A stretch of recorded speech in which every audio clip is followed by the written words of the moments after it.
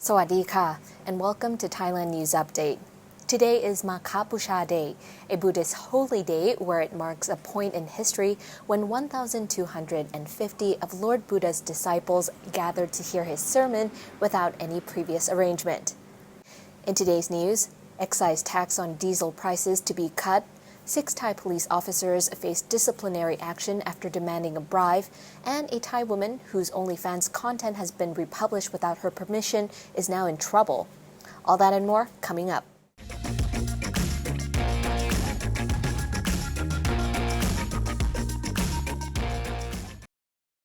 The cabinet eventually caved in this week by agreeing to cut the excise tax on diesel by 3 baht per litre from the current 6 baht tax.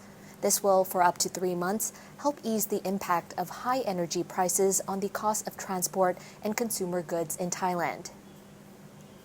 The cabinet approved halving the price until May 20th.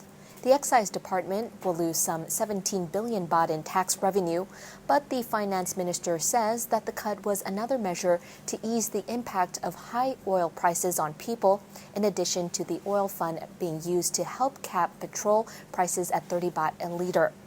Truck drivers have stepped up protests over recent weeks to demand the energy minister either resign or reduce the diesel taxes.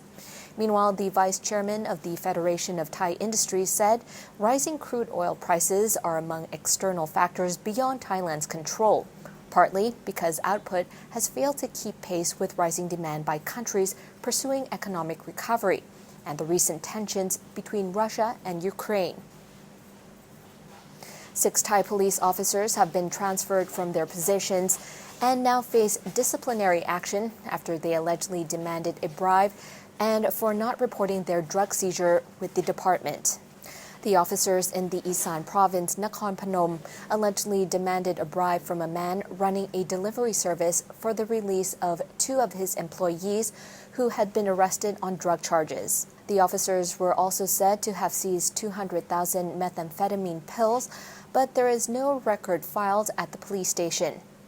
The deputy commander of the police station says senior officers investigated after the story of the extortion attempt was shared on social media. The commander says there was also no record of seized evidence. The 6 officers were transferred from their post while senior officers investigate. Police plan to interview the 2 delivery employees who were held by the officers while they demanded ransom. A Thai woman who posts sexually explicit photos and videos on her OnlyFans account says her content, which was intended only for those who pay for a subscription to her page, was republished without permission and spread for free on a gambling website. She reported the incident to the Thai police, but that backfired. Officers have now put the 25-year-old woman under investigation for sharing pornographic content, which is still illegal in Thailand. OnlyFans allows content creators to use an official watermark as copyright protection. If the content is stolen, the site says an OnlyFans designated team can help resolve the issue for free. But it's unclear what that means for those in Thailand who can face criminal charges for selling pornographic content online. Meanwhile, the suspect who runs a gambling page where the stolen content was posted has now been arrested by the Rayong Provincial Police. The 30-year-old faces charges for advertising and inviting others to join gambling, both directly and indirectly, and spreading sexual content to the public. The man allegedly stole media from other women as well. Reports say the suspect admitted to stealing the content and operating a gambling website, making him over 50,000 baht per month.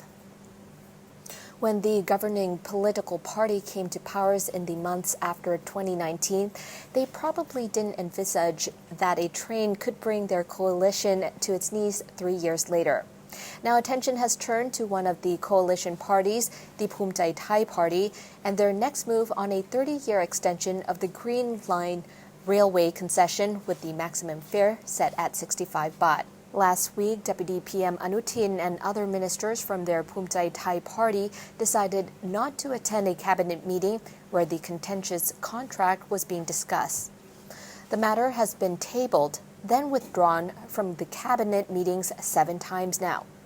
Now the rift is being interpreted as a challenge to the authority of PM Prayut Chan-o-cha, Bhumjaithai says the reason Mr. Saksayam, party member and current transport minister, was against the 30-year Green Line railway concession is because he believes the government would be disadvantaged by extending the contract. The contracts for the Green Line have been dragging on for a number of years and have become a major stumbling point for the coalition. Digital exchange vendors say they support some of the Thai Securities and Exchange Commission's proposals to tighten regulations on cryptocurrency advertising, but are seeking further clarification as over many of the issues. The SEC announced on Monday that it was seeking opinions on the proposals to ban advertising for cryptocurrency and crypto exchanges and set up proper guidelines for crypto advertising. That process will run up to the middle of March. The SEC says that cryptocurrency advertising must not feature exaggerated, distorted, or misleading information, claiming that much of the past advertising has been littered with misinformation and highly exaggerated claims. They say that advertising of cryptocurrencies should be limited and that ads in public areas should be prohibited, though ads about services will still be permitted in public areas. There will also be guidelines on who can advertise and regulations about their registration as executives of property qualified companies.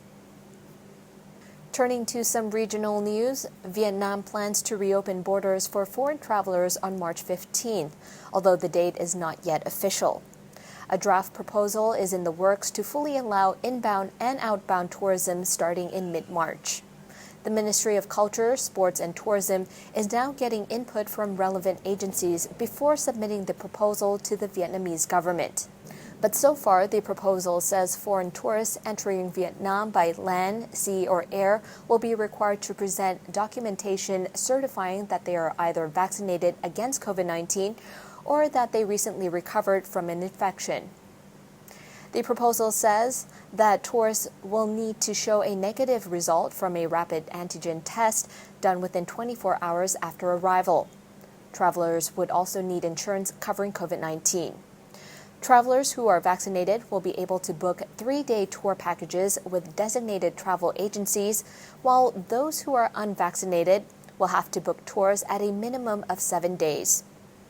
Yesterday, Vietnam lifted COVID-19 curbs on international flights from all markets with no limits on flight numbers.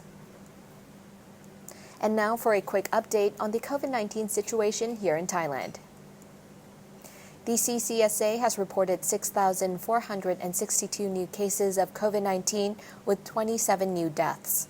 According to the latest report, there are currently 138,295 in care and 10,868 released from care within the past 24 hours. And that wraps up the morning news for today. Don't forget to subscribe to the channel to keep up with all the latest news around Thailand and the region. Also, click on the boxes here to watch Good Morning Thailand with Jay and Tim and also Thailand News Today this evening. I'm Natty from the Thaiger. Have a great holiday ahead and sawadee ka.